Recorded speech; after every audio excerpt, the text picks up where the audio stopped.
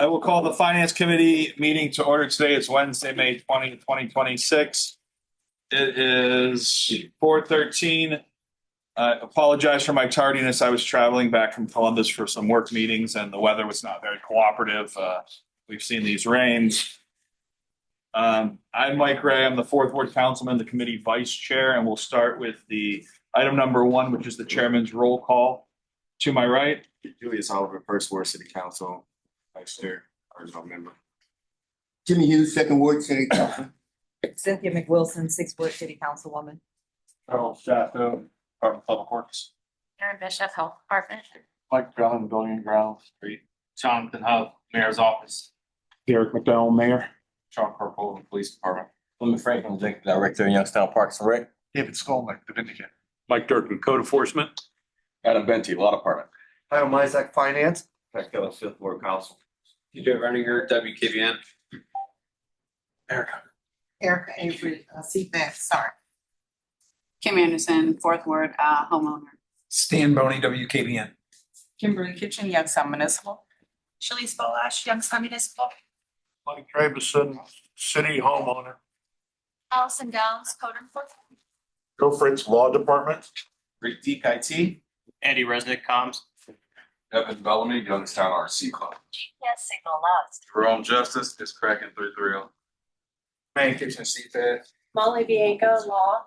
Kevin Yankton, law person. Don Montero, community development. Beverly Hosey, community development. City Candy, 21 East. Steiner, wastewater. Wendy Robinson, community development. Raquel Talton, second ward citizen, business owner. David Labra, special events.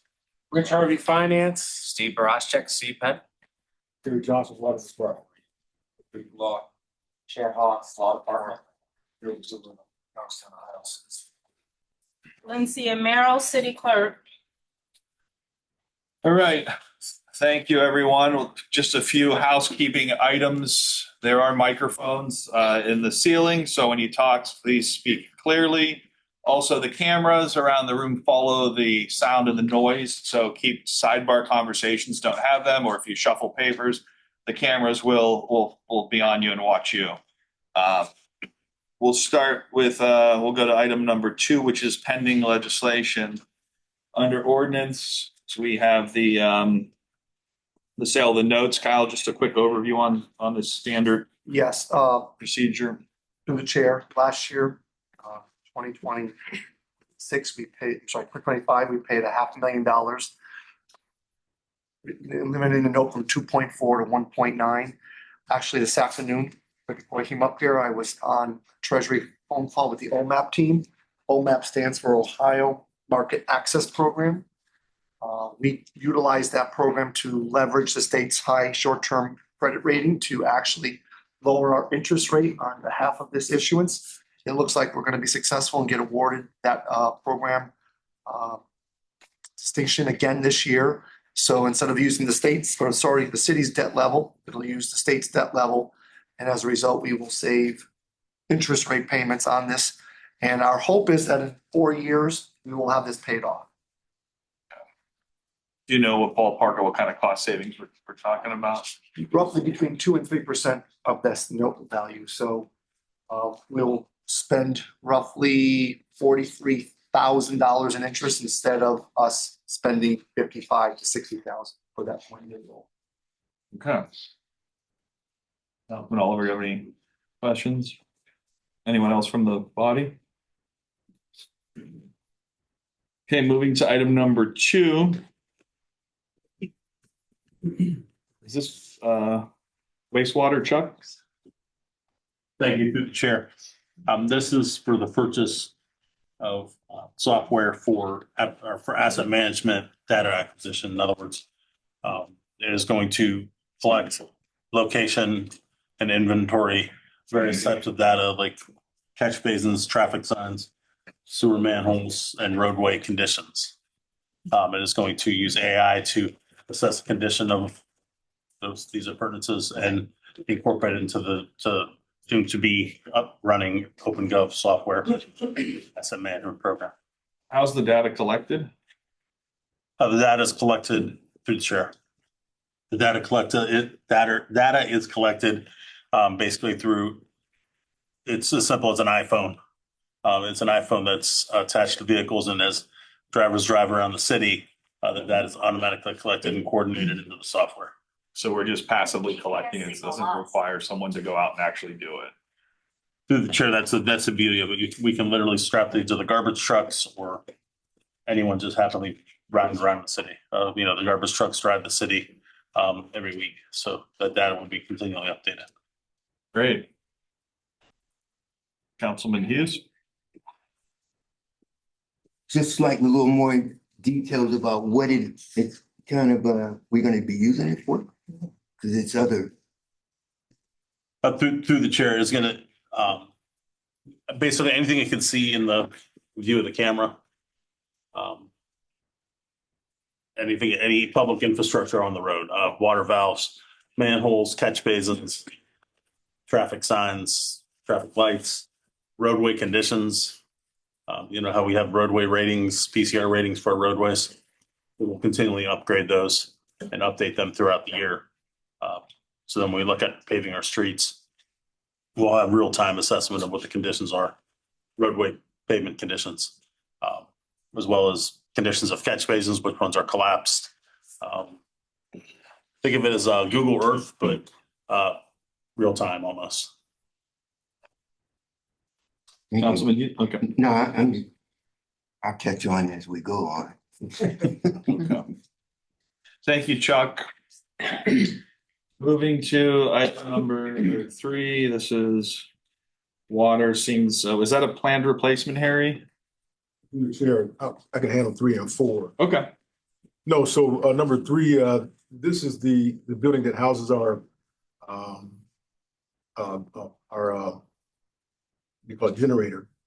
And there's some seepage, obviously. And we don't want to be in a position where something happens and something is short circuited in that building because it powers, supplies about a third of the distribution system. And so that in addition to number 4, which we need to replace the roof at the West Avenue location. We went out for bid or did informal bids to replace the roof at Webb Road Pump Station, as well as the other half of the West Avenue location. We reached out to Gruber Roofing, Volk & Sons, Will Trot Roofing, and Simon & Sons. And the latter 2 didn't bid, and of the 2 that did, we went with Volk & Sons. They were the lowest bidder out of the 2. Okay. Thank you. Any questions on 3 or 4?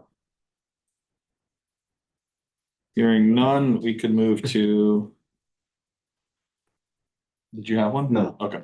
Item number 5, which is some water vehicle purchases. I think there's 5 vehicles for 270,000, 2 F-150s, regular cabs, a F-150 Super, and 3 transit vans, just routine replacements, Harry. This was budgeted Chair, for. correct. These are the exact vehicles that I presented during the budget hearings. These are the exact vehicles that we were purchasing. Okay.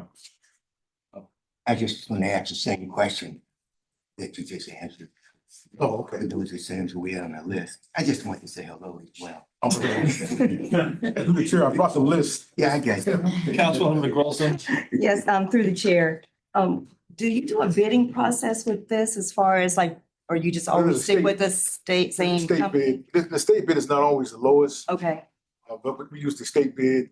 And sometimes if you buy multiple vehicles, these dealerships will honor the price.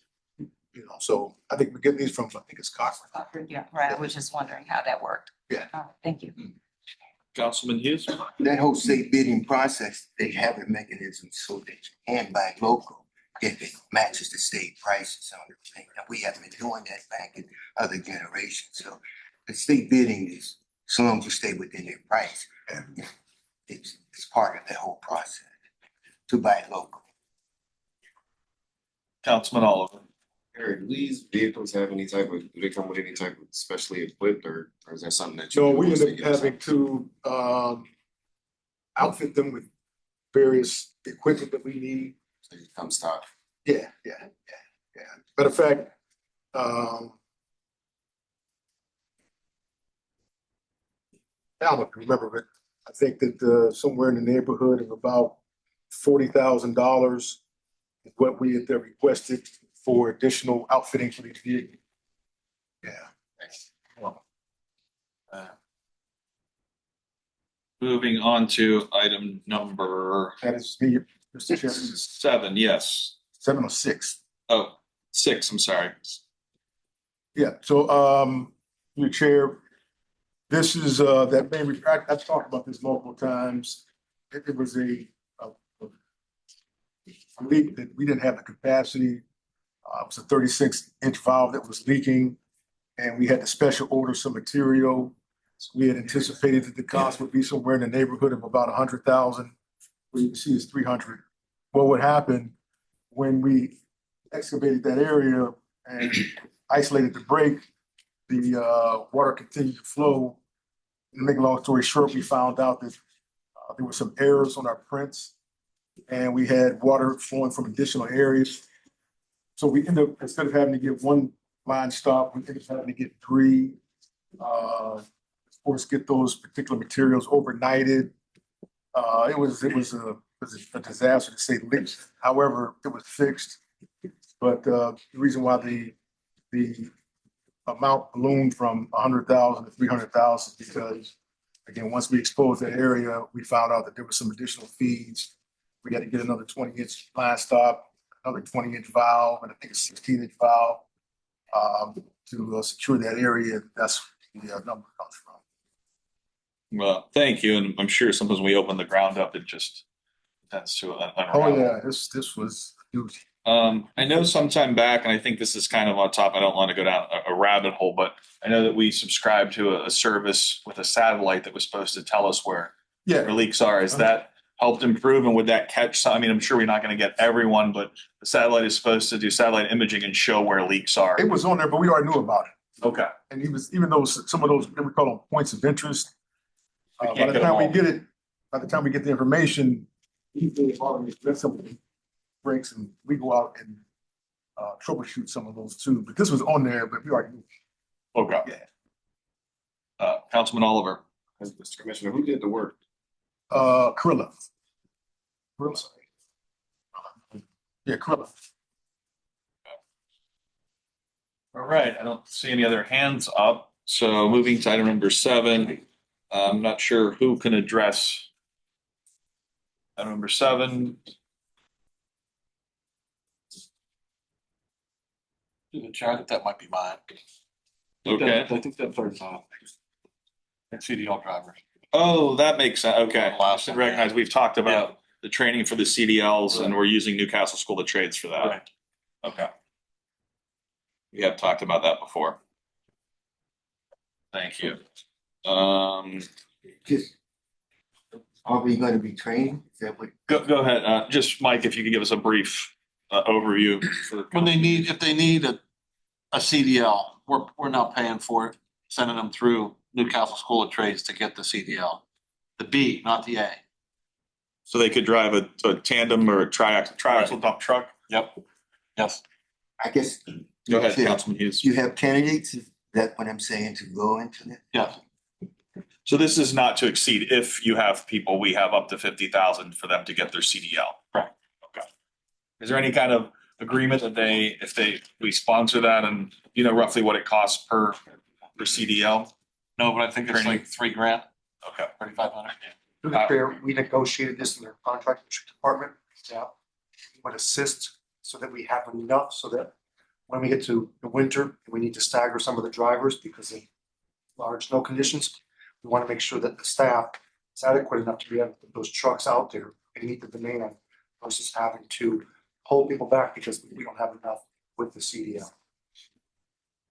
Councilman Oliver? Is Newcastle School of Trades the only or closest certification point for this? I don't know that answer. I believe they are. I believe they're the closest for sure, but I don't know that. 100%. So this was part of the negotiation process, so we're just honoring our end of that To and the chair that. investing in our employees. Yes. Okay. Any other questions? Yeah, through the chair. Councilman McWilson? Yes, with the CDL drivers, they have to apply, like have an application. Is there a criteria that they have to meet to apply for schooling or training or anything, or just what's anything with that? As far as an application, you say? Right, like an How do we application or an select the employee to examination, do or it, like, or? Well, we, how does that process work? through the chair, we have after so long as a laborer in there, they're eligible to move up and take the test. So they have to go get a permit and then they take the actual test. It's like a regular driver's like, then they obtain the CDL. So they would have had to spend so much time as a laborer to be able to move up to a driver. Correct. Okay. Thank you. All right, item number 8 and 9, are these 10 of these all to do with law? I think on a row, Adam, if you want to just go one through. They're all a little different probably. Well, go ahead. Yeah, no, I was gonna try and do them in totality. Okay, 8, 9, 10, 11. Correct. All right. These are all the blanket purchase orders for the outside law firm that we use. The total for this amount is $325,000. Coming up with these, I worked with Kyle. The average outside counsel expenses over the last 2 years was $447,000. For the last 5 years, the average was $416,000. So one of my main objectives is to bring more stuff in-house for all the department heads and employees who have not met them yet. Attorney Robert Buke is here. He's new. Chad Hawks here, started a couple months ago. Joe Fritz is still holding down the fort in his office. So we're trying to bring more in-house. So this is about a 30% reduction in our outside counsel fees compared to the running 2-year average.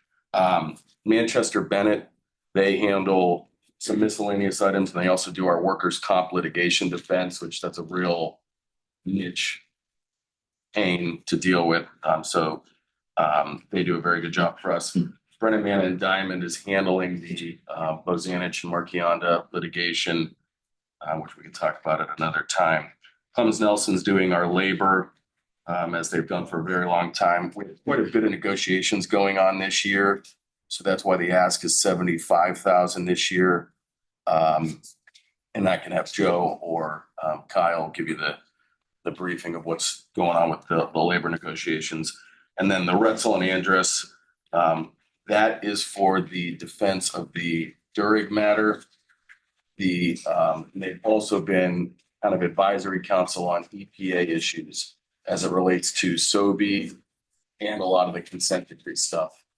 The EPA stuff is incredibly complicated, and so we have a couple attorneys at Retzel that's all they do for a living. So we're maintaining that. But overall, I know 325 is a big number, but it's quite a reduction from the past couple of years, and I'm going to keep trying driving that down moving forward.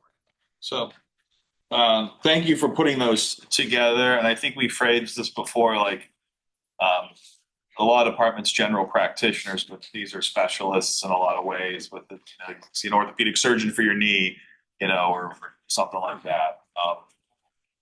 Councilman Oliver. So usually when we go for outside counsel, it's like Mike said, it's because it's something we don't have in house. So if you staff and nurses who are in-house attorneys have certain skills that we don't need more outside counsel at this time. Through the chair, I think this number is I can't make promises because who knows what's going to happen in the operation of a city with 60,000 people, 700 employees. But I think this number is going to continue to go down as the years move forward. I think we are going to try and keep more stuff in house. We're trying to refer to insurance, which should be referred to insurance. We're evaluating when our deductible went up this year for insurance. So some cases we previously would have referred to insurance. We're going to keep those in house. And a couple of these are big cases that are just they're going to end eventually. And our goal is to keep that type of stuff in us as much as possible moving forward. Thank you. All right. Any other questions? Are 8, 9, 10, or 11? Okay. None we can move, none we can move to 12. I think this is Public Works. Did MS do this last year, I believe? Is this the one they've previously done? Through the chair, they've been doing our bridge inspection for a number of years. It's very economical because they have all the data already and a past inspection experience. But we are going out for proposal, right? Is it to them, or are we soliciting proposals? Through the chair, we already got a proposal from MS Consultants. That's where I got this from. Okay. I'm not sure who was up, but Jimmy was first. Councilman Hughes. The annual program, Chuck? Through the chair, yes, we're required to inspect our bridges annually. Okay. All right. Moving to item 13, I think this is also, this is the resurfacing. It's our usual. Within 1.8, or was there an increase from last year? Let's just move on to the next one. Okay. All right. If that pleases Councilman Hughes. Chuck, do you want to answer that? Or no need? Councilman Hughes, you sold me. I think you owe me a football. Let's, He attacked me when I first. we're gonna move on to item number 14. All right. Item number 14, dam explanation. Through the chair, damn, I thought you were gonna, yes. It's like water over. Yeah, it's like water under the, yeah. You're slipping. Just give us an explanation. Dude, I can't compete. Stay afloat in this conversation or not? Someone's going down the river. Through the chair, we've been talking about these lead dams for a number of years now. We have a grant in place through the Water Resource Sponsorship Program. The total cost of the project is going to be about $6.5 million. $3.5 million is coming from WRRSP funds, the sponsorship program. $1 million in state biennium funds and $2 million in LTV funds. All of this is going to be ran through the Ohio EPA. So the city of Youngstown doesn't have any actual funds in the project. And this is 14, 15, and 16, right? Yes, I'll go through each one. Okay. So 14 is obviously the other authorization to actually move forward with the project in relation to the proposals and so forth. We did an RFQ process, and we're now in the RFP process phase of trying to select a team to do a design build concept on this project. The number 15, is there any questions on 14? Go ahead, Jimmy. These are the locks. Through the chair, they're low head dams. So what it is whether these dams were officially constructed or just pieced together with homemade material back in the steel mill days.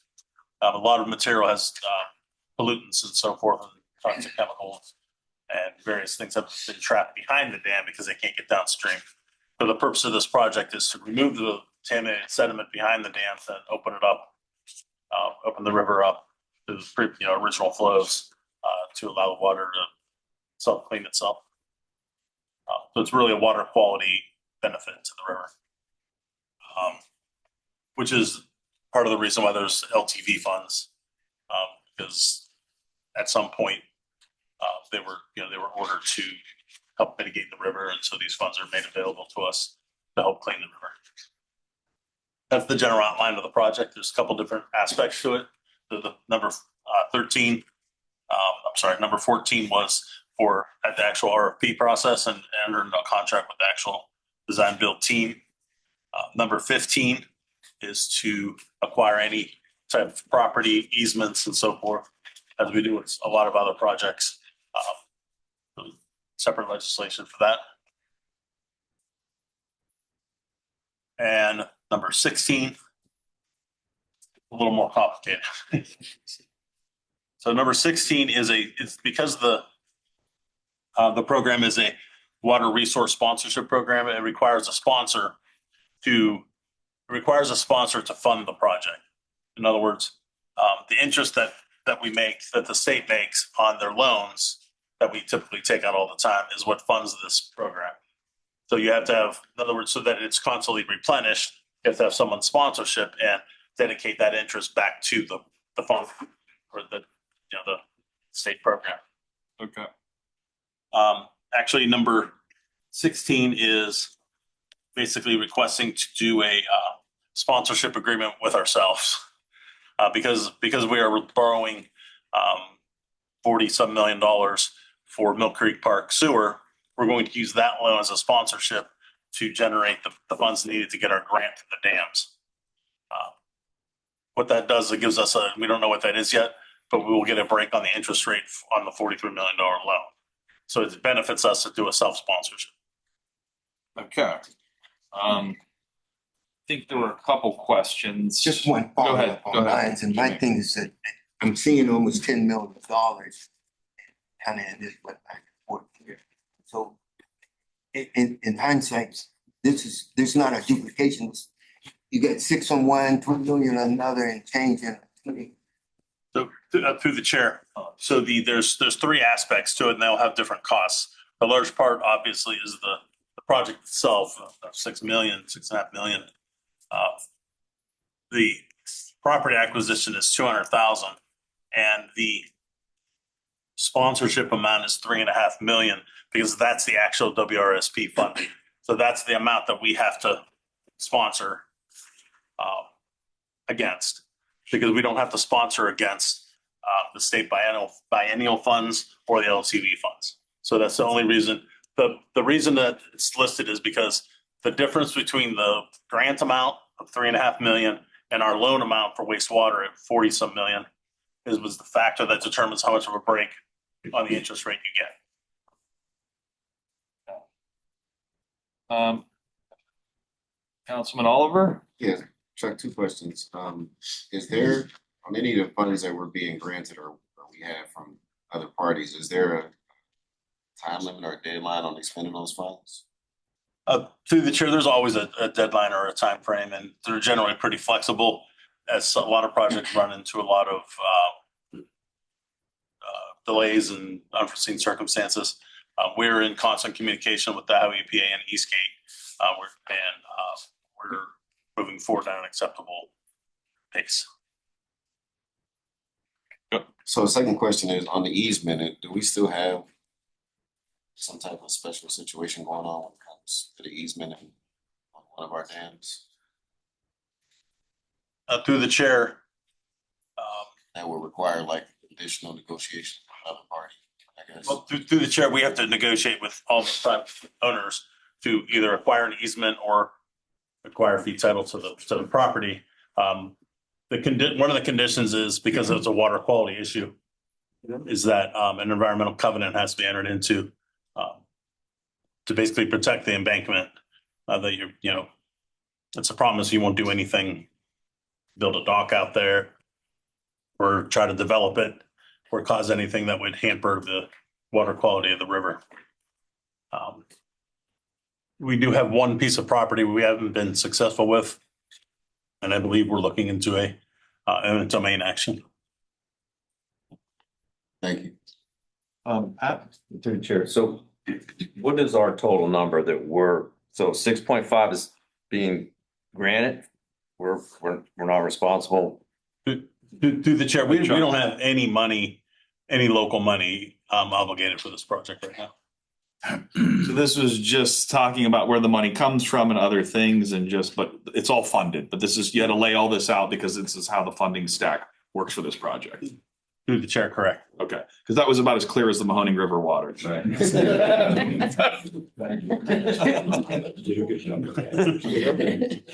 All right, I think we're all on board. Really? I'm gonna get Jimmy mad at me. I better be quiet. We'll move to item number 17. Um,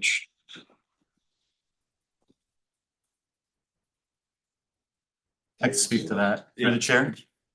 Rick, yeah, there were two, sorry, I was reading my notes and go ahead, Rick. Yep, this is for the redesign of the city's website, which includes form process automation and city mass notifications, as well as website hosting and implementation and training. Is this an increase or what, or is this similar? What kind of system are we using currently? This is an increase. Right now, we're using a Drupal system hosted by GoDaddy. It requires technical assistance from the webmaster to maintain. Okay, So this is moving to a new platform that I think is much better suited for the city. And then as we look forward, our webmaster will be retiring in, several years. So we're getting away from it being totally in-house. thank you, Rick. And this is a government solution type, I guess, from the name. So this is formatted for government. That's correct. This is. Councilman Hughes. Just if you can explain, what's the uplift, the 3%, whatever that is, and why did you put that? Through the chair, the 3% uplift is the maintenance fee. So each year, the maintenance fee will increase by 3% after the second year. How many years? Oh, well, after the second year, it'll go up 3%. What's the contract length? Do we know? It's yearly. Oh, okay. So we read it. Okay, thank you. Any other questions on, we don't take questions from the public, sorry. Okay, no worries. If there's time, sometimes we will though, so. Won't be today.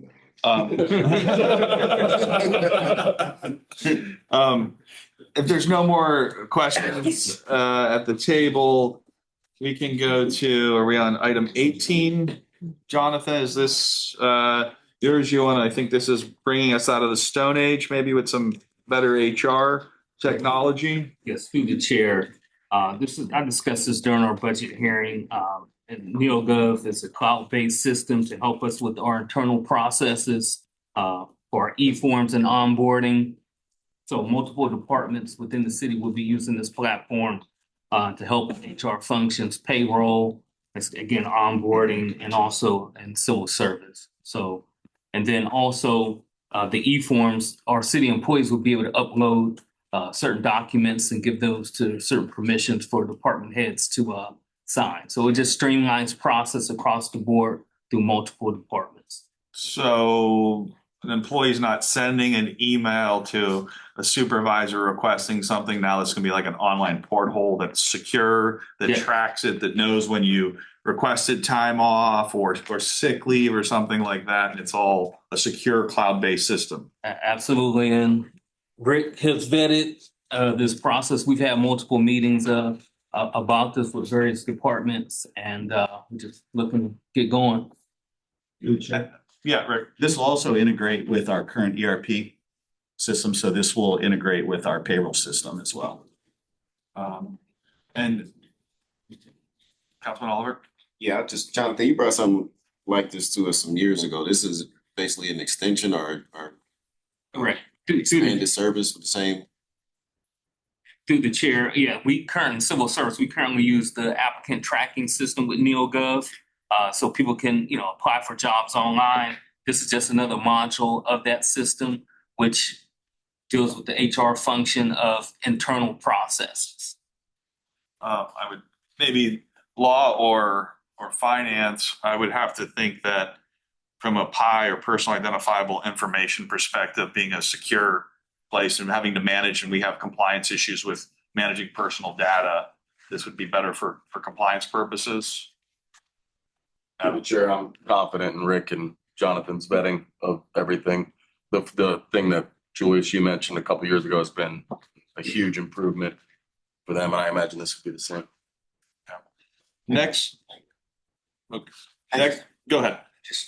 I'm just trying to get, you said this is a 2-year contract? Yes, Jonathan? initially, yes, a 2-year contract for $48,000 a year. So what happens after the 2 years? Jonathan? It'll become yearly. It's a yearly subscription. The website. We gonna still have the program after 2 years? But I just don't understand the 2-year part. This is just the first term of it is for 2 years, and then it would be an annual renewal if we chose to stick with the system. Is that correct? That is correct. Thank you. So we're always gonna have to pay to use it, but Correct. we do not, I mean, we have some centralized HR functions here, but we really don't have an HR department, and a lot of this is piecemeal managed by police, fire, law. So this would be a way that people can onboard and everything's handled through one system. Correct. Okay. That would be great alone for the larger departments, I'm sure, aside from. Any more questions? I know that's a legacy, cost that we'll have to probably, will go up, but I'm sure that's probably maintaining an administrative position would cost 3 times that amount, Kyle, right, staff-wise? Through the chair, if you look at the headcount in civil service and you find that you've seen it over the last few years, civil service is now 2 people. Finance is going through that retire, not backfill. So we're doing more through automation and software than we need for headcount. So yes, those savings will easily cover these costs of having these 2 programs in place. Councilman Hughes? And yeah, I had no problem understanding the benefit from it. What I don't understand is nothing else have we done for 2 years. We do the go forward for the program and we have the program. I just don't understand why it leads off with just 2 years. Through the chair correctly. We put that in here, but right now, the first year is only going to be for 6 months because we're going to integrate it on probably July 1. So we weren't going to do something for 6 months. So in essence, it is a 2-year agreement, but it's only for a year and a half because we didn't start it on January 1. So what, as Jonathan explained, this will become an annual agreement like we have with other departments utilizing software. Through the chair. Okay, so, Councilwoman McWilson? sorry, yeah. So after the 2 years of 48,000 to cover the 2 years, a year and a half or whatever, right? Through the chair, it's actually less than 48 is for the second year. First year is less. Okay, so then the 3rd year, do we have an approximate about how much? No, most likely they'll come back to us through the chair and ask us for a 3 to 5% increase. Gotcha. Thank you.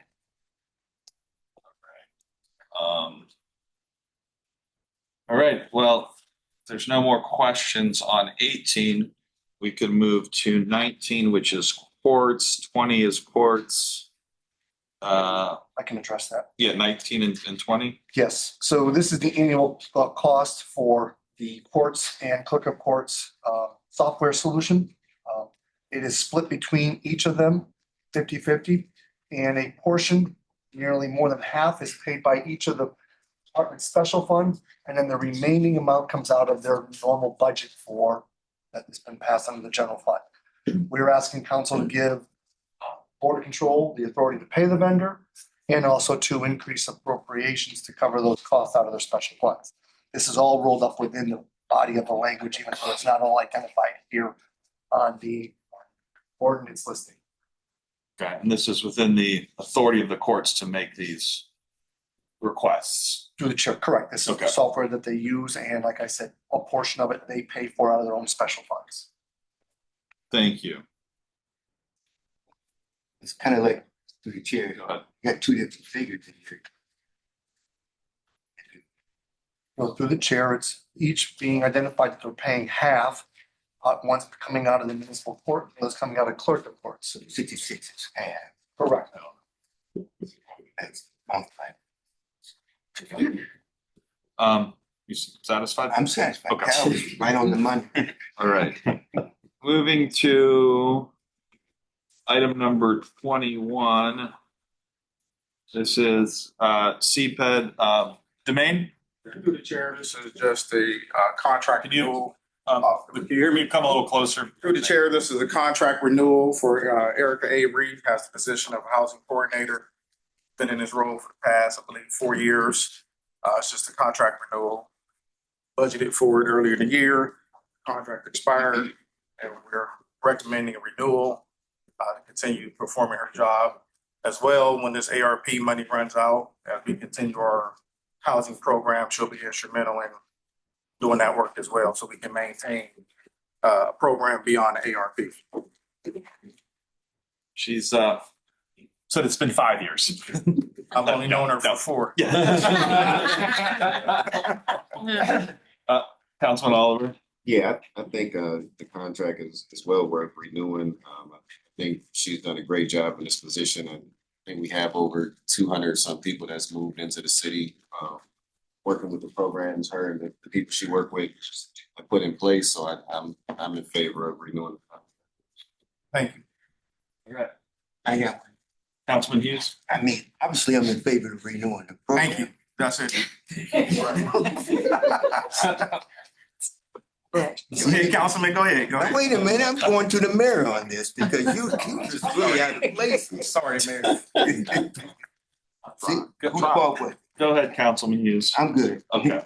I'm all favor. I think Erica done an excellent job, and I actually think we should be talking about bringing her on, but that's just me. Erica, thank you for your work. 5 years. Yeah.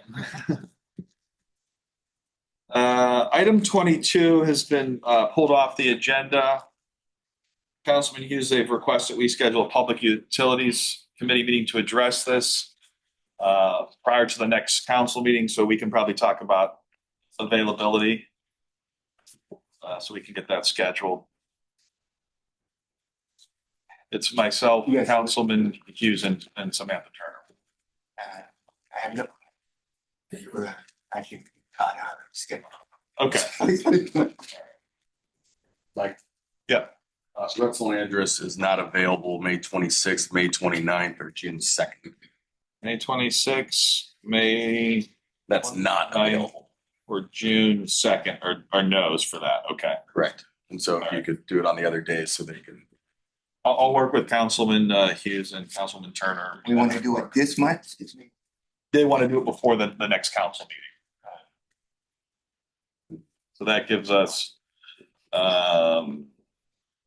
next week to get that in at some point, which is a short holiday week as well.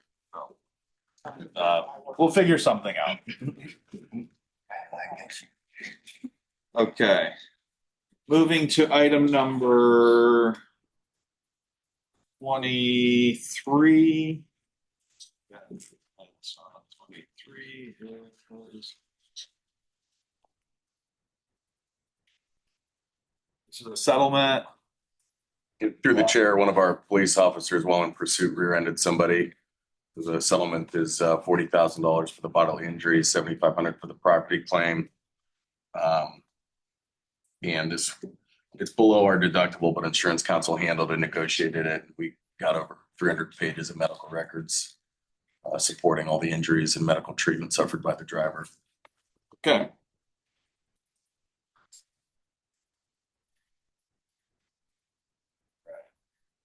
Moving to item 24.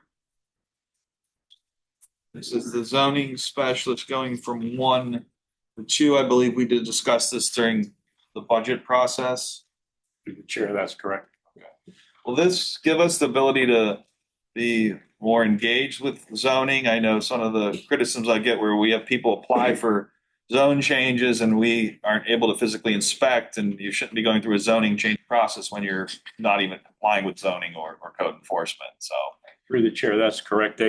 24 and 25 has a component for the code enforcement officer. We'll have the created zoning officer as well out of that position. And we'll be able to go out and verify, follow up. A lot of our problem is that she's stuck in the office all day long and she's not able to obviously go out in the field and verify. And then also our process we're working on, because our process is so lengthy with regards to zone changes, because it goes to council, then to the zone, then to the board of zoning appeals, then back to council. And it's a 90-day process and that's if everything lines up correctly. And so we definitely need, it's a second.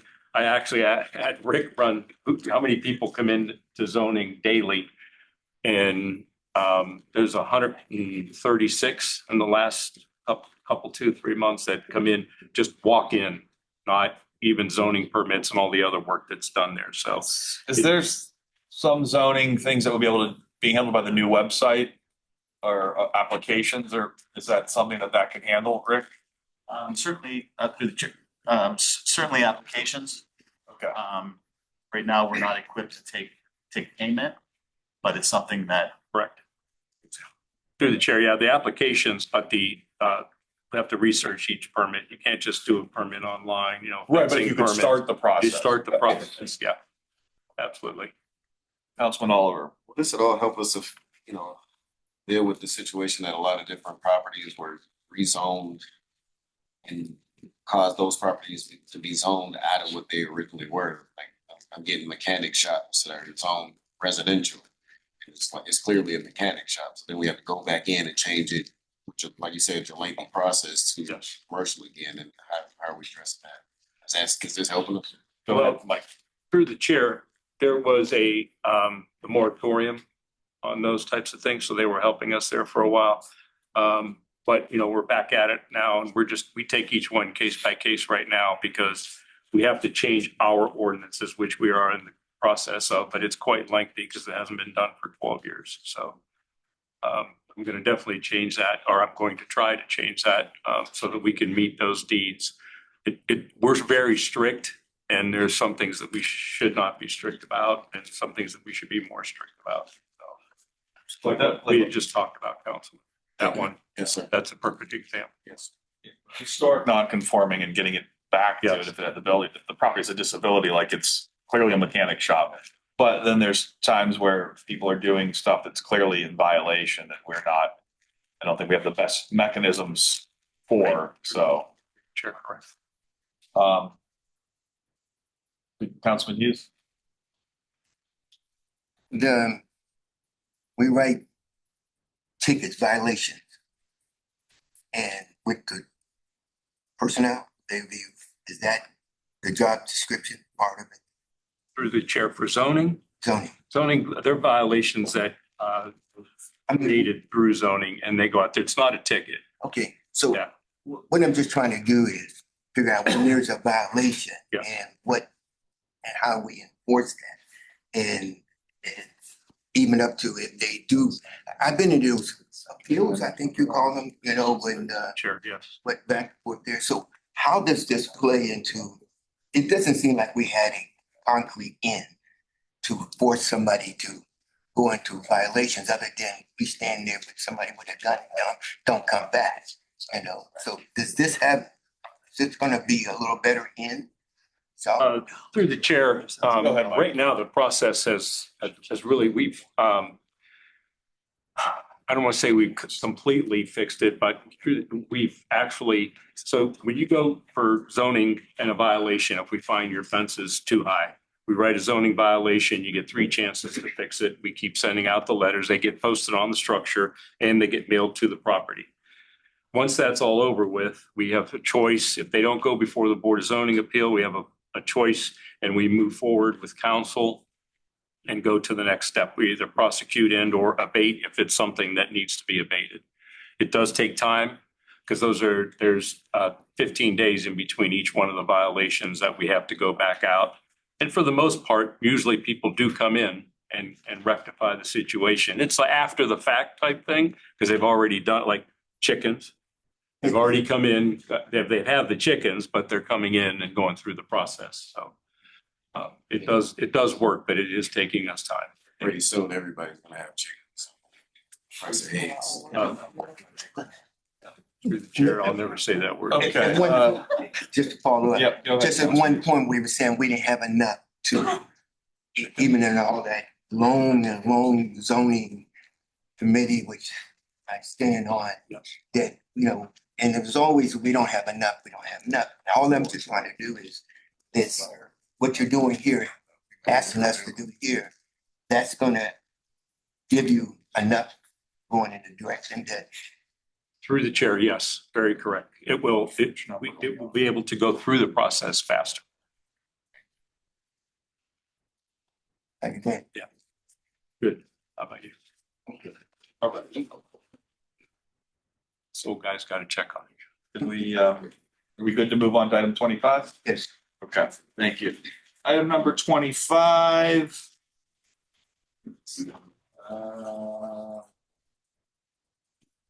Kyle, this was Mike, the Through the chair. code enforcement. This is another position. Are these all funded out of sanitation? Is this one funded out of sanitation? No, through the chair. 25? 24 and 25, no. Okay. Okay, go ahead, Mike. This is a code enforcement officer position. This person will be, it's a code enforcement officer, but this person will be dedicated strictly to zoning. They will not be, will still have the 4 to take each side of town, and then this person will be strictly zoning. We're busy enough now with zoning that he will be, or she will be definitely used. Okay. Councilman Oliver? Are your zoning officers gonna be getting any type of special training on like human relations or how to deal with people on a human level? Through the chair, the zoning officer that applied for the position is excellent in that position. But yes, we are actually having Chuck, we doing the training. Can't think of the name of it now. With the people, I'll think of it in a minute and I'll let you know. But we already have service that. training or action? CIT, or- all of them have CIT training. Okay. Yeah, I mean, That's no. we, joking aside, I mean, we talked about getting folks training for CDLs, but I think interacting with the public in that fashion in hostile environments, any kind of training we can do, I think this body would definitely support. Conflict resolution training. Yes, we might need that ourselves if we can sign up for that course. We'll schedule that. I'll be willing to take the training too. Okay, good. All right, we'll look at scheduling that. That's 96. Moving on, before we have another conflict, we'll go to item number 26. This is Uni Court. To the child request 26, 27, and 28. Okay. The judge has asked to appropriate special funds for travel and also the clerk of court and the municipal court to pay their portion of court view. This is them requesting that you appropriate that 36.7, which is going to cover 50% or slightly more than 50% of their court view cost. I will say, members of the court are in our view much more frequently than regular visitors to the finance meeting, so. Stop over there. Yeah. Really? Just leave the judge and gonna get me. Right, if there's no questions on 26, 27, or 28, we can move to item 29, which is the White Way lighting. Chuck, is that? Through the chair, this is our annual White Way lighting assessment. Do every year. Want to shed any more light on that, or are we good with it? Councilman Oliver? Chuck, I'm just still waiting on that street light, just to remind. Through the chair, I just sent, was that Rockview? Or Yeah. Cliffview. That rock. So he'll call you for that. I've been out there, there's tons of lights out there. I'll call you, but I mean, there's a lot of lights. No, I mean, just wants another light, just lights everywhere. The item 30, 31, and 32 are discretionary fund requests or transfers from travel to discretionary. Councilman Oliver, I get everything from first reading here. Are you good with going to the floor for consideration and passage? For second readings? No, for the first, I think just the ordinances. Okay, so on that one, I'm gonna make a motion that ordinances 1 through 32 go to the floor for consideration and passage. Second. It's been moved and seconded that items 1 through 32 go to the floor for consideration and passage. Items in the second reading are already on the floor and are here to keep track of them. I'm not sure if it warrants any more discussion. As for the third reading, Items in second reading could go to a third reading. The item in the third reading has to be defeated or passed, correct? And in the third reading, it must be discussed and passed. There's no suspension of the rules necessary. Right. And to sign out of the committee, this is the second time it's appearing on the floor. Right. Okay.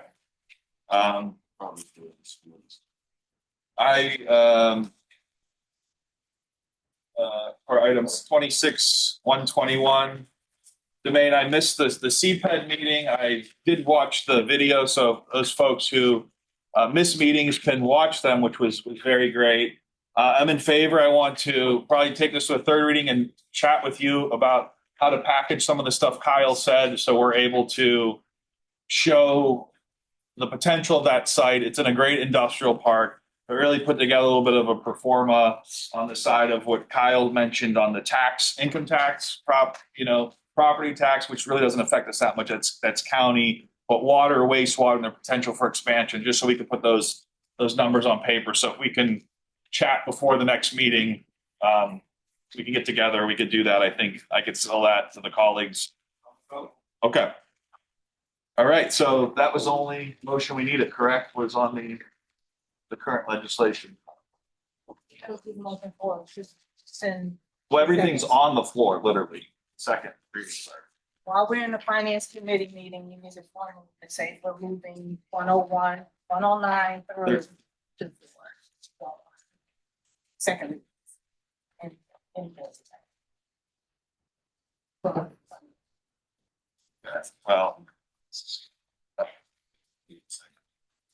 Well, they're on the floor. There's a debate whether, it's informational. You can interpret Robert's rules as you wish, but we can make a motion that the second reading items go to a third reading. I'll make that motion. Second. All right. Third reading requires no motion, correct? And the sign out of committee was not in the. Did you mean I'm sorry, do you mean to send the second readings to the floor for consideration and passage? Or They're already on the floor, though. you just said send a third reading. No, that's third reading. I think No, I said the second reading should go to the floor for consideration and passage. Then the next item on the agenda is third reading. The third reading will have to be just addressed. So there's no action required on that one. I agree with that. Okay. What did you disagree with? I believe Mike's, or I think, Mike, you're doing a great job chairing the meeting. I think we figured it out. All right. No, I could have made a mistake. Yeah. No, there's no way you made a mistake. I did look at that because there is a debate, and I did research it from ones that are in second reading. They've been discussed on the floor. They're on the floor, but generally you would want to keep track of them somewhere. So we do keep them on the agenda because we do need to know where they are in the It used to show up in the process. minutes that was discussed in the finance committee, just in a dollar. So the third reading will be addressed, and I guess it's signed out of committee, so I guess we can do a motion to send that one to the floor for consideration. Because we'll recommend that for a third reading in the meeting. So I make a motion that 26-121 go to the floor for consideration passage. Ordinance 26-121. I'm okay with it going to the floor to a third reading. More discussion. Yeah, we'll just wrap up. Are you good with that? Second. Okay, so that was ordinance 121 going to the floor for consideration. Okay. All right. Thank you for working through our housekeeping items there. Do we have anything under miscellaneous that we need to address? I know our homework is the Public Utilities Committee needs to schedule hopefully sometime next week prior to the council meeting. We've noted that. If there's nothing else, I will entertain a motion to adjourn. Let's do adjourn. Been moved in second to adjourn at 5:13. Thank you.